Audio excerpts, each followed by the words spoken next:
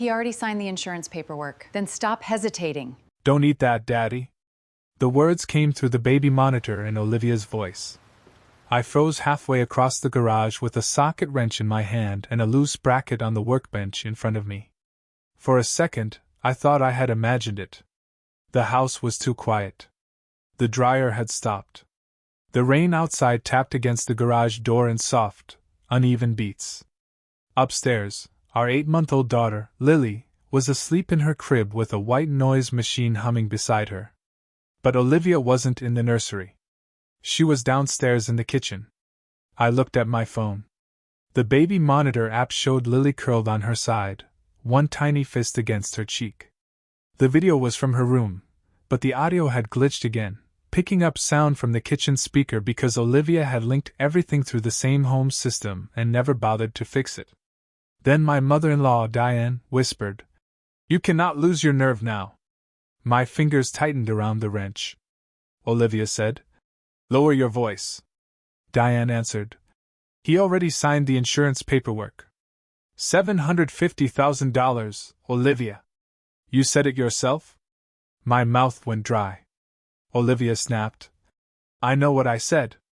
Diane's voice sharpened. "Then start acting like it. Grant is not going to wait forever while you play house with a man you stopped loving 2 years ago." The wrench slipped from my hand and hit the concrete. The sound cracked through the garage. For one full second, the kitchen went silent. I didn't move. The monitor kept recording because I had turned that feature on months earlier after Lily started rolling in her sleep. Olivia said it was obsessive. I said it was being a parent. I had no idea that tiny red dot would end up saving my life. From the kitchen, Olivia whispered, "What was that?" Diane said, "Garage. Probably Ethan fixing another shelf so he can brag about saving $80. Olivia gave a short laugh. "He thinks being useful makes him special," Diane said. "Men like Ethan are useful because they mistake loyalty for love. That's not love. That's leverage." I stared at the baby monitor screen until Lily's face blurred. My daughter slept peacefully while her mother and grandmother talked about my life like a bill they were ready to cash. Olivia said, "Nothing happens tonight." "I told you that," Diane said. "I'm not saying tonight. I'm saying you stop hesitating. You act normal. You make dinner. You smile. You tell him you want the family documents organized tomorrow. If he changed anything, you get him to change it back. What if he asks questions?" "He doesn't ask questions," Diane said. "He apologizes. That is why this worked." I felt something inside me go cold. Not angry. Cold. The kind of cold that makes your hands stop shaking because your body finally understands that panic is a luxury. Olivia said, "Grant keeps texting me." "Then stop answering him," Diane said.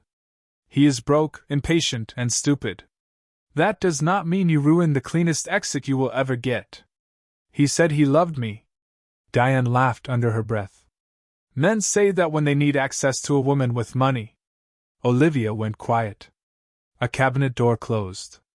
Then Diane said, "Tomorrow, you tell Ethan you are overwhelmed. Cry if you have to. Say postpartum anxiety. Say you need security. Say the baby made you scared about the future. He will sign anything if you make him feel guilty enough."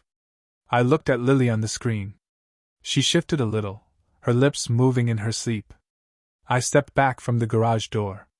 Every instinct in me wanted to storm into that kitchen, grab the casserole off the counter, and demand answers. But another instinct, the one that had kept me alive through lawsuits, contracts, mortgage closings, and every bad deal my father warned me never to sign, told me to stay quiet. People tell the truth when they think they already won. So I stood in the garage, sawdust on my shirt, oil on my thumb, and listened. Olivia said, "What if he finds out?" Diane answered too quickly. "Then you cry. You say he is paranoid. You say he has been controlling your food, your sleep, your phone, your money. You use the baby. Judges listen when mothers are afraid." My chest tightened.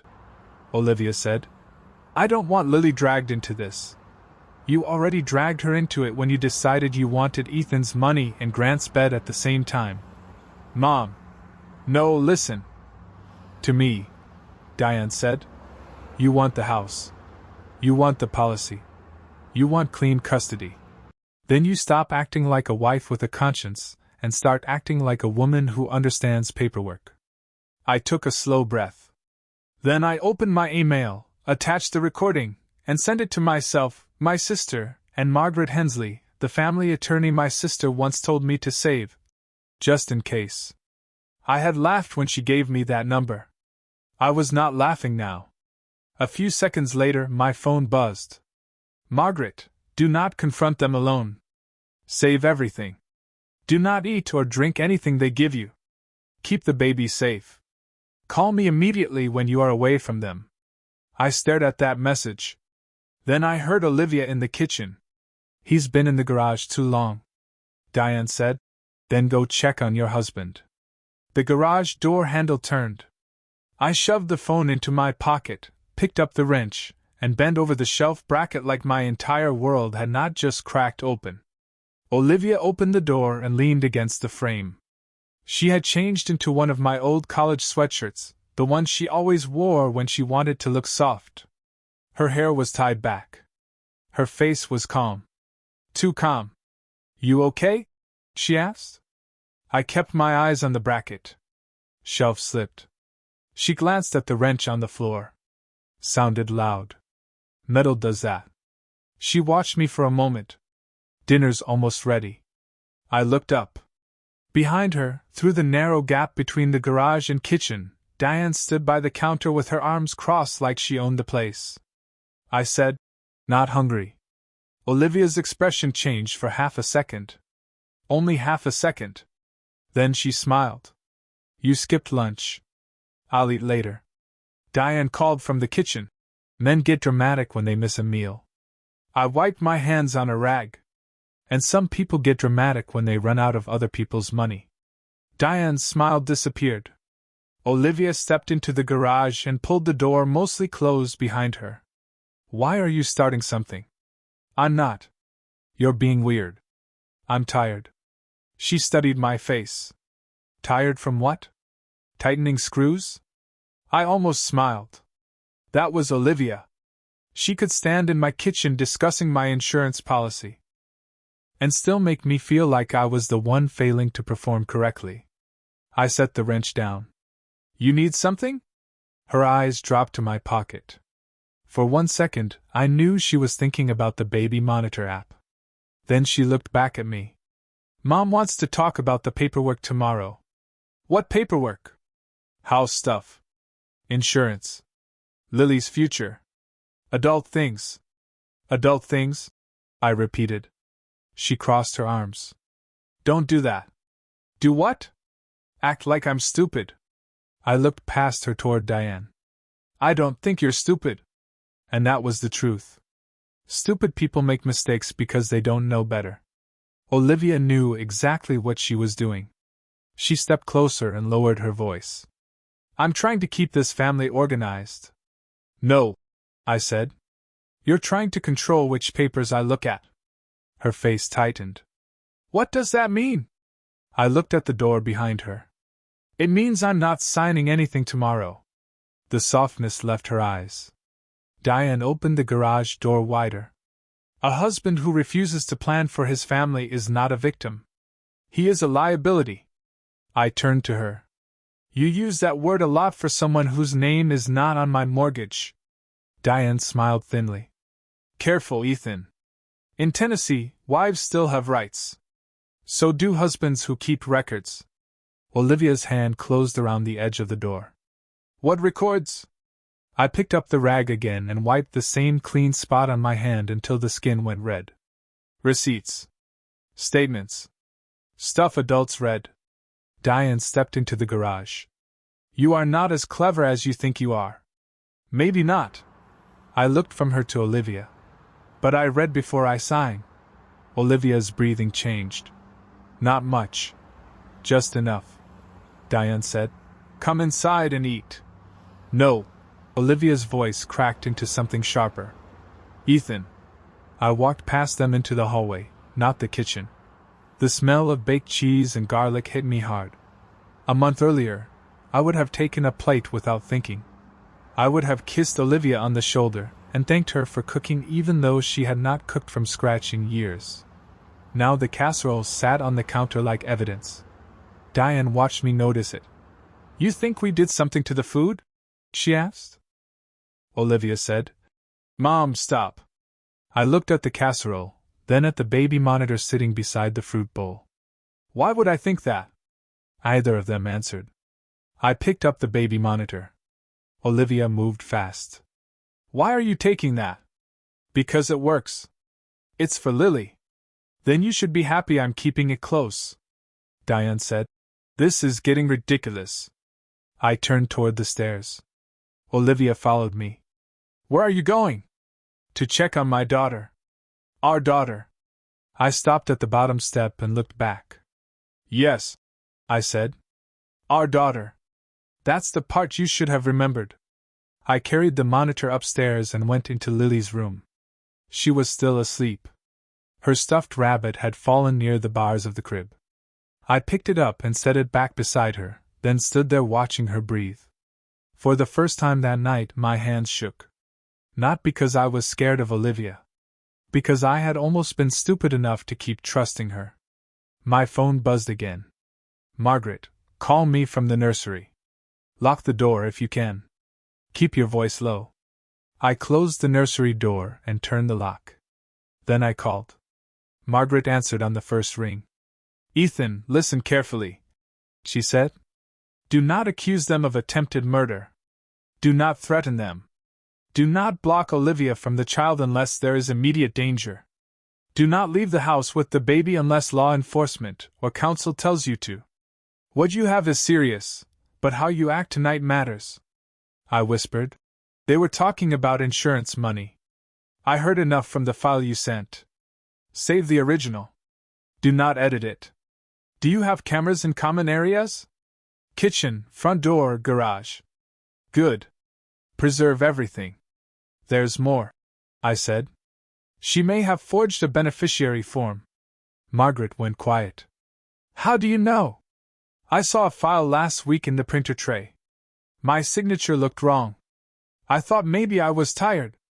Take photos if you can do it safely. Do not start a physical fight over documents. She's going to say I'm paranoid."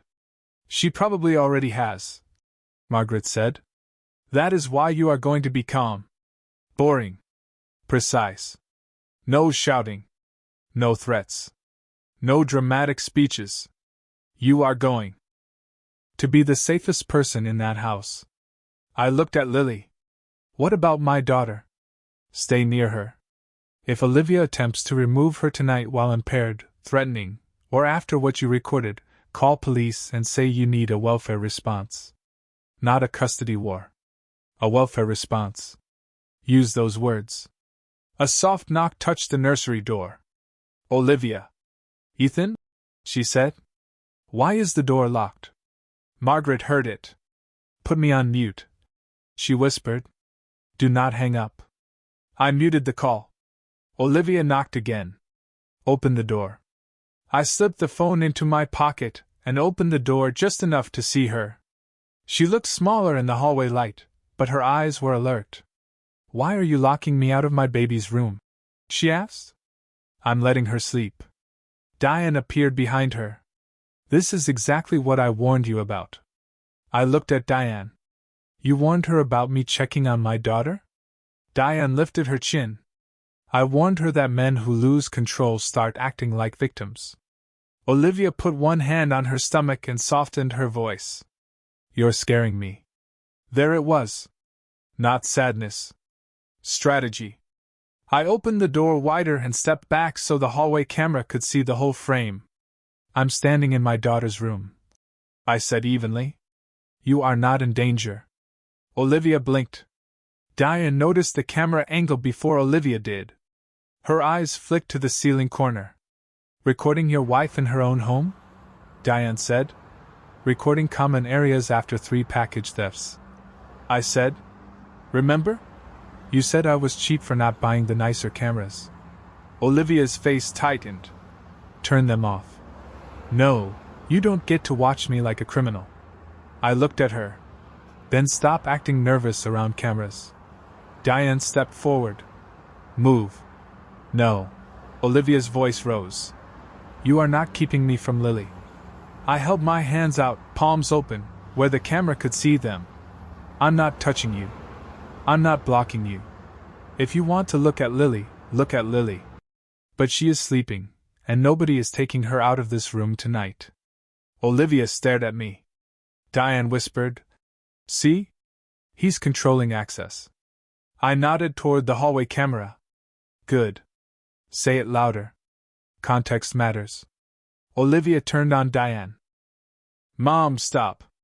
That was the first real fear I had seen in her. Not fear for Lily.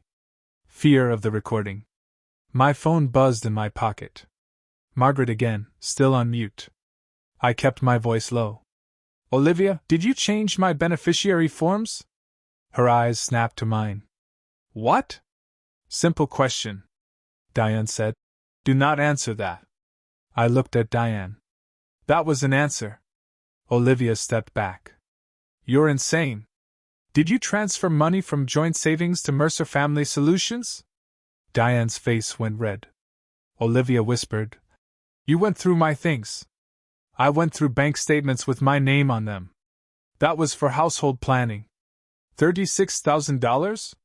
Diane cut in. It was a loan. To your LLC? For family needs. Where's the note? Diane's mouth closed. Olivia pointed at me. You always do this. You twist everything. You make me feel small, then act calm so everyone thinks you're the reasonable one. I almost answered. Then I remembered Margaret's voice. Boring. Precise. Safe. So I said, I'm going downstairs to get water. Lily stays asleep. The cameras stay on. Olivia laughed once, sharp and fake. You think cameras make you powerful? No, I said. I think they make everybody careful. I walked past them and went downstairs. My phone was still connected to Margaret. When I unmuted it, she said, You did well. Now get photos of any documents you can access without escalating. I went into my home office. The door was open. My desk drawer was not. That was the first thing I noticed.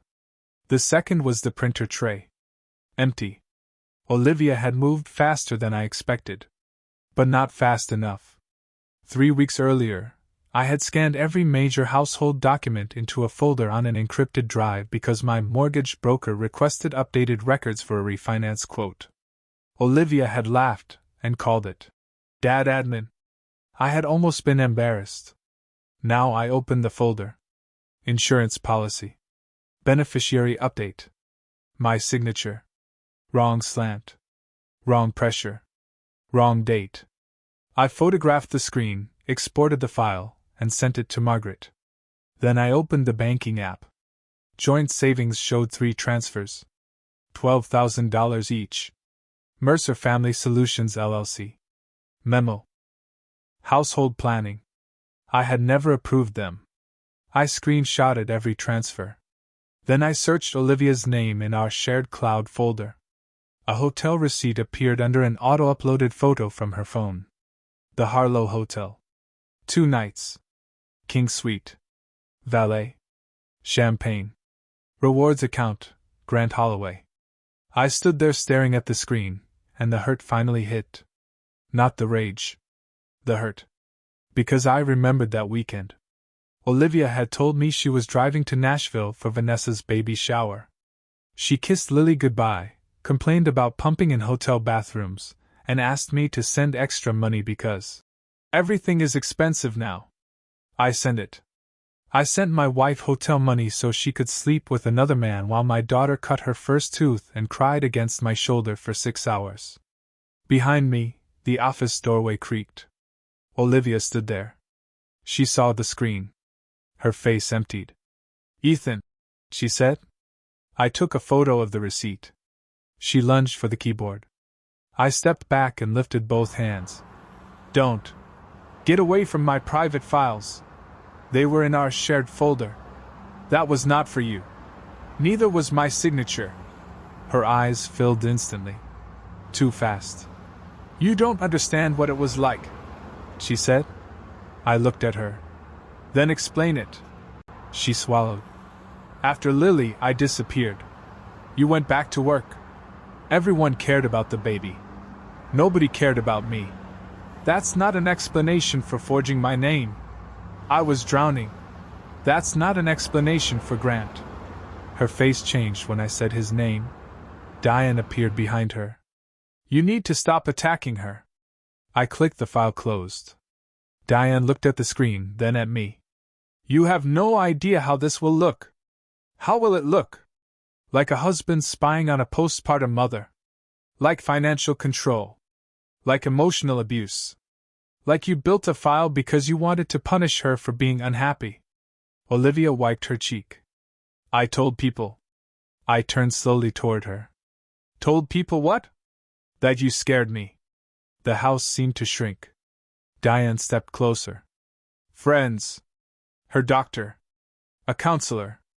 Enough people to show a pattern. I nodded once. That was the real plan. Not just insurance. Not just money. Narrative. They were building a version of me before I even knew I was in a fight. Olivia whispered. I didn't want to. But you made everything feel impossible. I looked at the woman I had married. The woman who had held my hand during Lily's birth. The woman who had cried when we brought our daughter home. And I realized she was not trying to apologize. She was rehearsing. My phone buzzed. Margaret, police non-emergency. Now. Welfare response. Tell them there are threats, forged financial documents, possible plan involving insurance, infant present. Stay on camera. I dialed. Olivia's eyes widened. Who are you calling? Non-emergency. Diane snapped. Hang up. No. Olivia reached for my phone. I stepped back into the hallway, directly under the camera. Do not touch me. She froze. The dispatcher answered. I kept my voice flat. My name is Ethan Caldwell. I am at my residence. My infant daughter is asleep upstairs. I have a recording of my wife and mother-in-law discussing my life insurance, forged documents, and a plan to portray me as unstable. I am not injured. No one is injured.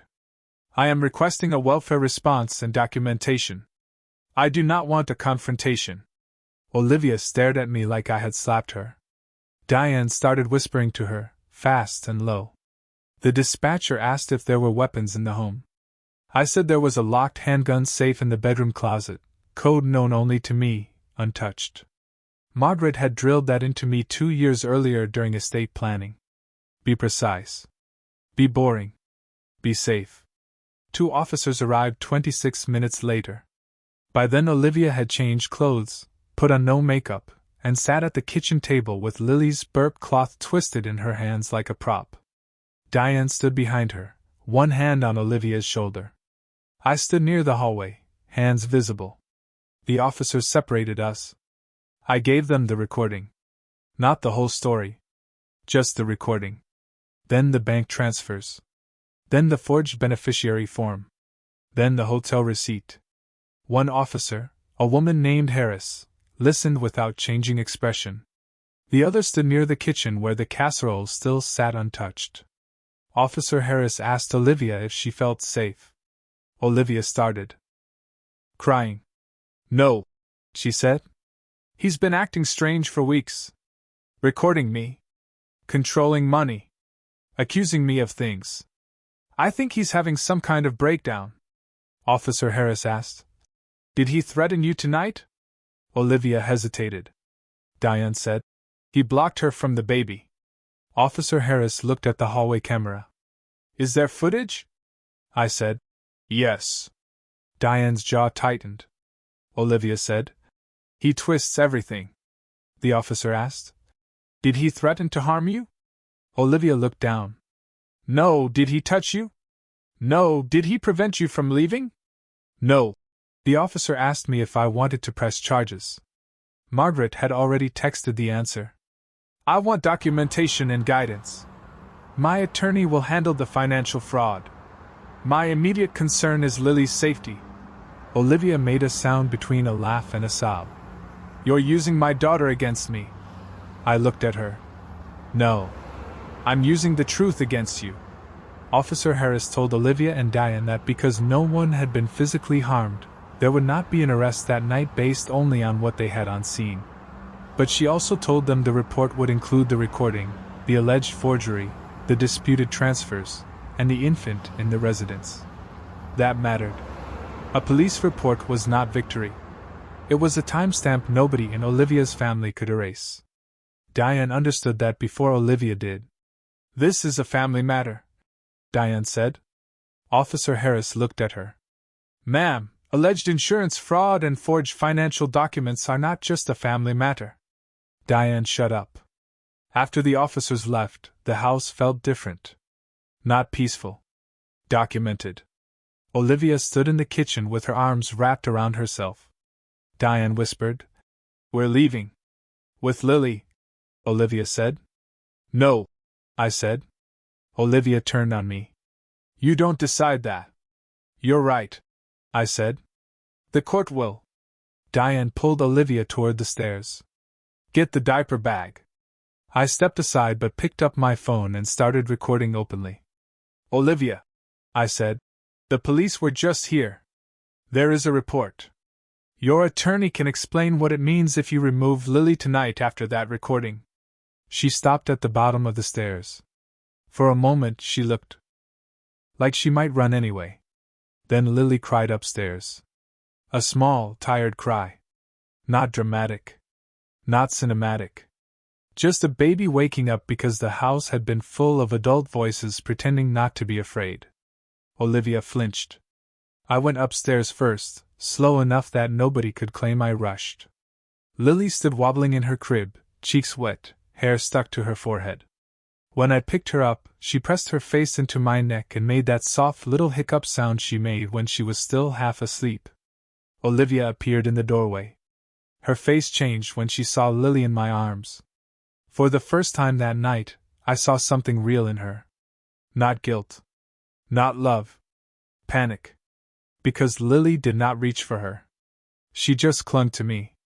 Diane saw it too. And hated it. She's confused, Diane said. I patted Lily's back. She's tired, Olivia whispered. Give her to me. I looked at Lily's face. Then I looked at Olivia. You can sit with her in the chair, I said. I'll stay in the room. Olivia's lips parted. You're supervising me now? Tonight? Yes, Diane said. That will look terrible for you. I nodded towards a baby monitor on the dresser. It can look however it looks. Olivia sat in the rocker. I handed Lily to her carefully. Lily fussed, then settled against her mother's chest. For a few minutes, nobody spoke. The rain kept tapping the window. Lily's white noise machine hissed softly. Olivia rocked her and stared at the wall. Then she whispered, I never wanted you dead, Diane said. Olivia. I looked at her. Olivia's eyes stayed on Lily. I didn't, I said. Then why did I hear what I heard? Her throat moved. Because Mom talks. Diane's face hardened. Do not put this on me. Olivia looked up. You were the one who kept saying it would solve everything. The room went silent. There it was. The first crack. Diane stepped into the nursery. I said you needed options. I said you needed protection. I said Ethan would bury you if you did not move first. Olivia's voice shook. You said if something happened, I'd finally be free. Diane looked at the baby monitor. The red light was on. She stopped talking. I picked it up and held it in my hand. Keep going, I said quietly. Diane pointed at me. This is entrapment. No, I said. This is my daughter's bedroom. Olivia started crying for real then. Not the clean, controlled tears from downstairs. Ugly tears. Tired tears. Tears that came too late to mean what they should have meant. But I did not comfort her. That part of me was gone. At 2:14 a.m., Diane left the house alone. Olivia stayed in the guest room because the officers had advised everyone not to escalate. I slept in the nursery recliner with Lily in her crib beside me and my phone charging on the dresser, uploading everything to 3 different places. I did not sleep. At 6:03 a.m., Margaret called. "I have reviewed enough," she said. "We are filing for an emergency temporary order this morning. Custody, exclusive use of the home, preservation of assets, and a restraining order on financial accounts. I want you at my office by 8 with the baby monitor, the original phone, copies of statements, and any insurance documents. What about Olivia? Do not discuss the filing with her. Do not negotiate. Do not warn her. She is in the guest room. Good. Keep it boring." At 6:30, I made Lily a bottle. At 6:42, Olivia came into the kitchen. She looked wrecked. No makeup. Hair loose. Same sweatshirt. For a second, if someone had walked in without context, they might have felt sorry for her. She watched me warm the bottle. "You called a lawyer?" she said. I checked the bottle temperature on my wrist. "Yes." "You're really doing this?" I looked at Lily in the high chair, tapping both hands against the tray. "You did this." Olivia swallowed. "I made mistakes. That word is too small." She stepped closer. "Ethan, I was unhappy. You were criminal." Her eyes flashed. "Don't talk to me like that." "Like what?" "Like you're above me." I gave Lily the bottle. "I am not above you. I am away from you." That landed harder than shouting would have. Olivia sat down slowly. "Grant was not part of the insurance thing," she said. I looked at her. "He wasn't," she repeated. "That was Mom." I said nothing. She leaned forward. "He didn't know how far she took it. Did he know about the hotel?" Her mouth tightened. "Did he know about the transfers?" She looked away. "Did he know about the forged form?" Her silence answered. I nodded once. "Thank you." "For what?" "For making the witness list shorter." She stood. "You are enjoying this." I looked at Lily drinking her bottle, one foot kicking softly against the high chair. "No," I said. "I am never going to enjoy the night I learned my daughter's mother could look at my life like a payout." Olivia's face crumpled. Then her phone rang. Grant Holloway. She looked at the screen like it had burned her. I said, "Answer it or don't. But if you answer it, assume it is being preserved." She rejected the call. He called again. Then text messages started appearing. I could not read all of them, but I saw enough.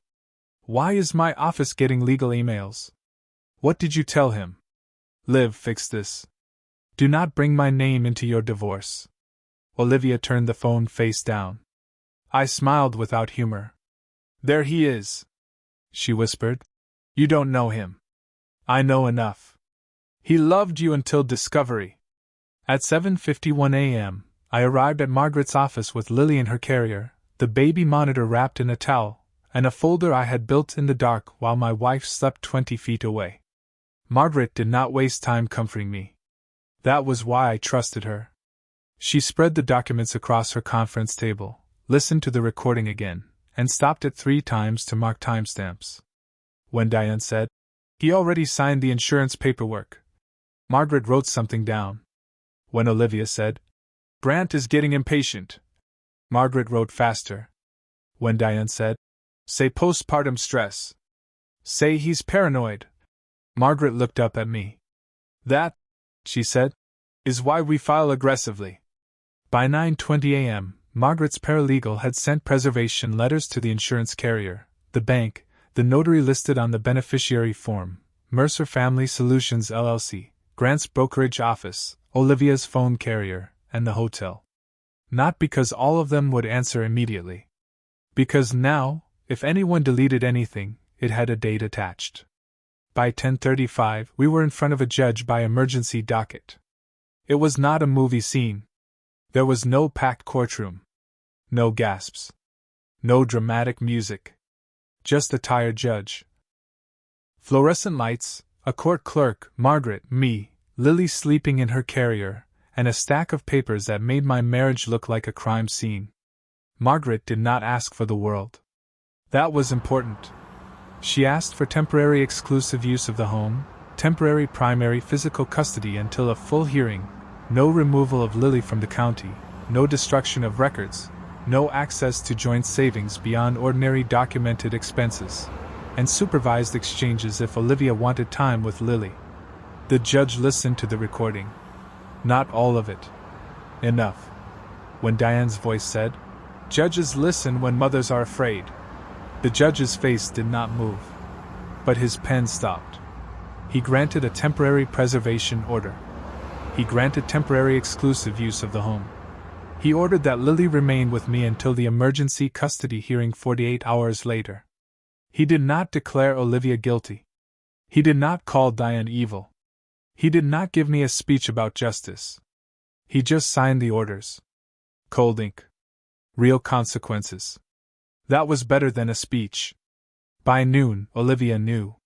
She found out when her debit card declined at a pharmacy, and her attorney called her before she could call me. My phone lit up with texts. "You lied to a judge. You're stealing my baby. My mother was right about you. Then, please. Then, can I see Lily? Then, Ethan, please answer." I did not answer. Margaret did. At 1:14 p.m., Olivia came back to the house with Diane and a man I did not recognize. Her attorney had not told her to do that. I knew because Margaret was already on speaker with me when the front camera alerted. "Do not open the door without recording," Margaret said. I stood inside the entryway and opened it only after starting video. Olivia held up a paper. "I live here," I said. "The temporary order gives me exclusive use until the hearing." Diane shoved forward. "That order was obtained through lies." The man beside them said nothing. He looked uncomfortable. I looked at him. "Who are you?" Olivia said. "A friend," Diane said. "A witness." The man looked at Olivia. "You told me he locked you out with no warning." I held the order against the glass storm door. "He can read." The man scanned it. His expression changed. Olivia whispered, "Mark." Mark stepped back. "I don't want to be part of this." Diane snapped, "Coward." Mark walked down the porch steps and left. Olivia stared after him like one more piece of her story had just refused to perform. I almost felt sorry for her. Almost. Then Diane leaned close to the door and lowered her voice. "You think this ends with paper? I will bury you socially before that judge ever sees you again." I lifted the phone higher. Diane saw the screen. Her lips pressed shut. I said, "You keep forgetting what started this." Olivia looked past me into the house. "Where is Lily?" "Safe. I am her mother." "Then act like someone safe enough to be alone with her." She recoiled. Diane grabbed her arm. "Do not beg him." Olivia pulled away. "I'm not begging." But she was. The next 48 hours were the longest of my life. Olivia's side moved fast. Her attorney filed a response accusing me of surveillance, financial domination, emotional intimidation, and weaponizing Lily. 3 of Olivia's friends submitted statements saying she had seemed afraid of me. Dr. Keller's office confirmed Olivia had discussed anxiety, isolation, and fear in the months after Lily's birth. For a few hours, I understood exactly how their plan could have worked. If I had not had the recording. If I had yelled. If I had grabbed Olivia's arm. If I had thrown the casserole across the kitchen. If I had done one dramatic thing that felt justified in the moment, they would have built a cage out of it. Margaret told me the same thing. "They do not need to prove you are a monster," she said. "They only need to make the judge wonder if Lily is safer away from conflict. That is why you stay calm." So I stayed calm. I changed diapers. I washed bottles. I sent every requested document. I answered nothing emotionally. When Olivia texted, I forwarded it to Margaret. When Diane left a voicemail calling me a thief, I saved it. When Grant emailed me one paragraph claiming he had no knowledge of any marital or financial misconduct, I sent it to Margaret and said nothing. Then Grant made his mistake.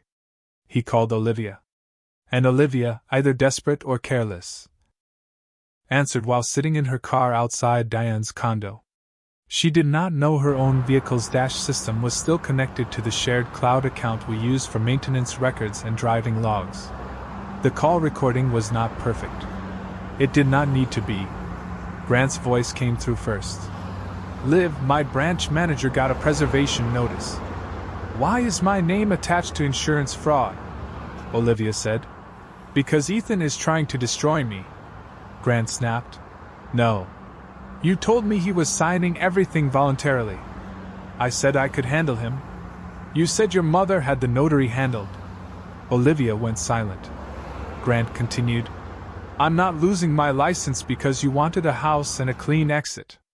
You told me we'd start over. I told you a lot of things before your husband sent my employer legal documents." Then he said the line that ended her. "Do not call me again unless your lawyer is on the phone." He hung up.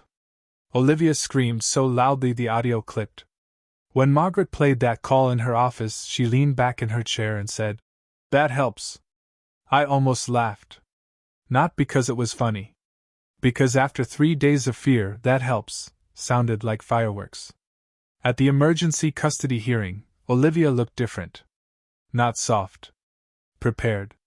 She wore a pale blue blouse, minimal makeup, and the small gold cross necklace Diane always told her made judges see a good mother. Diane sat behind her with a leather folder on her lap and her chin raised. Grant was not there. His attorney was. That told me everything. Olivia's lawyer opened by saying this was a tragic marital breakdown involving postpartum stress, misunderstanding, and a husband who had escalated private family issues into legal warfare. Margaret waited. Olivia's lawyer said I had cameras throughout the home. Margaret showed the purchase receipts from the package theft 6 months earlier, and Olivia's own text approving them. Olivia's lawyer said I controlled money.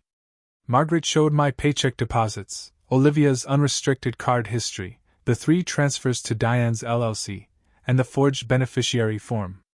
Olivia's lawyer said I was weaponizing Lily.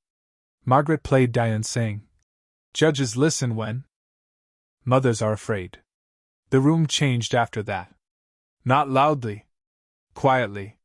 The way rooms change when everyone realizes one side has been speaking in costumes and the other has brought timestamps. Then Margaret played the baby monitor recording. Just the relevant parts. Diane talking about insurance. Olivia mentioning Grant. Diane telling Olivia to cry and say postpartum stress. Olivia asking what if I found out. Diane saying men apologize when women cry. Olivia stared straight ahead. Diane stopped moving completely. The judge asked Olivia's lawyer, "Is your client alleging the recording is fabricated?" Her lawyer stood slowly. "No, Your Honor. But we dispute context." The judge looked at him. What context would make that conversation appropriate? He did not answer quickly enough. Then Margaret introduced the Grant call. Grant's attorney objected to scope. The judge allowed enough of it. When Grant's voice said, "You said your mother had the notary handled." Diane made a sound under her breath. The judge looked at her. "Mrs. Mercer, you are not a party to this custody matter unless you make yourself one." Diane went silent. Olivia finally broke. "He trapped me," she said. Her lawyer touched her arm. "Do not speak." But Olivia was past strategy. "He sat there recording me for days. He wanted this. He wanted to take Lily." The judge looked at her. "Mrs. Caldwell, did you sign or submit a beneficiary change using your husband's signature?" Olivia's mouth opened. Closed. Her lawyer stood. "Your Honor, my client invokes, I understand," the judge said. And just like that, the silence answered better than a confession. The judge did not terminate Olivia's rights. That was not how real life worked. He did not hand me a permanent victory in a 10-minute hearing. But he continued temporary primary custody with me. He ordered Olivia's visitation supervised. He barred Diane from contact with Lily until further review. He continued the asset preservation order. He referred the alleged forgery and financial transfers for further investigation. He ordered all communication about Lily through a parenting app. And he told Olivia that any attempt to remove Lily, destroy documents, intimidate witnesses, or contact the notary outside counsel would be treated seriously. Olivia cried when he said supervised visitation. Diane looked furious when he said no contact. I felt nothing when he said my house would remain mine until the property hearing. Not joy. Not triumph. Just oxygen. Outside the courtroom, Olivia waited near the elevators. Diane was arguing with her own lawyer down the hall. Olivia looked at Lily in the carrier beside me and whispered, "Can I just see her face?" Margaret looked at me. The order allowed a brief supervised goodbye at the courthouse. So I lifted the cover. Lily blinked up at the fluorescent lights, sleepy and calm. Olivia reached out, then stopped before touching her. For once, she understood boundaries. "She looks like you when she's tired," Olivia whispered. I said nothing. Tears slid down Olivia's face. "I didn't think it would go this far." I looked at her. "That is not the same as being sorry." She flinched. The elevator opened. Margaret touched my elbow. It was time to leave. Olivia whispered, "Ethan, what happens to me now?" I looked down the hall at Diane, still trying to control a story that had already left her hands. Then I looked back at my wife. "The truth," I said. "Whatever that costs." 3 weeks later, Mercer Family Solutions collapsed first. The bank froze the disputed transfers pending review. Diane tried to claim they were loans, then consulting fees, then emergency family support. She produced invoices created after the preservation letter. The timestamps did not help her. The notary denied witnessing my signature. The insurance carrier suspended the beneficiary change and opened an internal fraud review. Grant's brokerage firm placed him on administrative leave after compliance found messages between him and Olivia discussing timing, clean exit, and paperwork. He did not love Olivia enough to go down quietly. Through his lawyer, he produced messages that made Diane look worse and Olivia look exactly as involved as she had sworn she was not. That was when Olivia turned on Diane. Not publicly at first. Quietly. Through counsel. Margaret showed me the filing on a Thursday afternoon. Olivia claimed Diane had pressured her, manipulated her postpartum anxiety, controlled the LLC transfers, and pushed the insurance changes. Diane responded by saying Olivia was a willing participant who wanted the house, the money, and Grant. They stopped being family the moment blame became currency. The divorce moved slower than revenge stories usually admit. There were continuances. Discovery requests. Temporary support arguments. Parenting evaluations. Forensic accounting. A handwriting expert. A custody evaluator who asked me whether I wanted Lily to have a relationship with her mother. I said yes. That surprised everyone. But it was the truth. I did not want Lily motherless. I wanted her safe. There is a difference. The evaluator asked what I would tell Lily someday. I said, "The least amount necessary, at the latest age appropriate."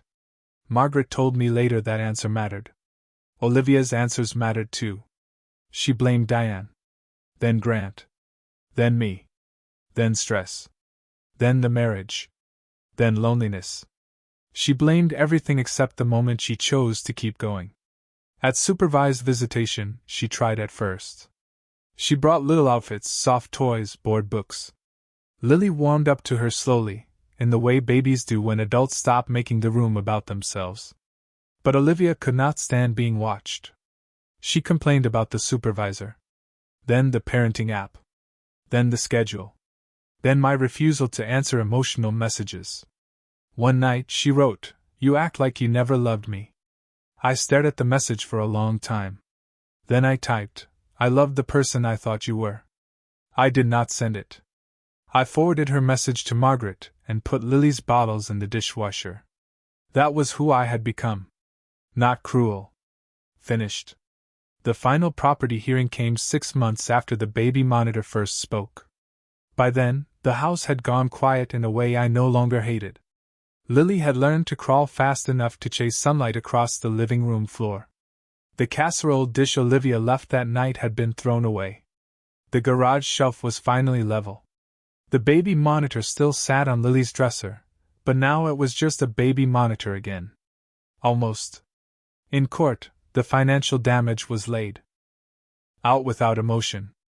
$36,000 transferred to Diane's LLC. Unauthorized beneficiary change. Hotel expenses from joint funds. Legal fees. Emergency motions. Forensic accounting. The judge awarded me exclusive ownership interest in the house based on separate property contributions and the temporary orders. Olivia received a structured settlement reduced by the disputed transfers and documented marital waste. Diane's LLC remained under separate civil action. Grant's name appeared only where necessary, which was more often than his attorney liked. Custody became joint legal with primary physical custody to me. Olivia received expanded supervised visitation with a path to unsupervised time only after compliance with counseling, parenting recommendations, and no contact between Diane and Lily. When the judge read the order, Olivia did not cry. She looked stunned. Like some part of her had truly believed that if she waited long enough, the story would bend back toward her. Diane was not in the courtroom. Her attorney was. Grant was not there either. No one was waiting in the hallway to save Olivia from the consequences she had helped write. Afterward, she approached me near the clerk's window. She looked thinner, older, less polished. For the first time since the night in the kitchen, she did not perform softness. She just looked tired. "I lost everything," she said. "I signed the final receipt for certified copies." "No," I said. "You lost access to what was never yours to take." Her eyes filled, but she kept her voice low. "Does Lily hate me?" I looked at her then. Really looked at her. "No," I said. "She is a baby. She does not know how to hate you." Olivia's face collapsed with relief for 1 second. Then I added, "Do not teach her." That landed. She nodded once, like it physically hurt. I picked up Lily's diaper bag and the sealed evidence envelope Margaret had returned to me after the hearing. Inside was the baby monitor's exported recording, the first domino, the little red dot Olivia forgot existed. At the courthouse exit, Olivia stopped behind me. "Ethan," she said. I turned. She looked at the envelope in my hand. "That thing ruined my life." I looked down at it. Then I looked back at her. "No," I said. "It hurt you." I walked outside into the cold afternoon with Lily's car seat in one hand and the truth in the other. Behind me, Olivia stayed inside the courthouse. No house keys, no joint account, no Grant, no Diane to hide behind, and no story left that anyone still believed. And for the first time in months, when Lily made a small sleepy sound from her car seat, I did not check the monitor because I was afraid of what I might hear. I checked it because she was my daughter. And she was safe.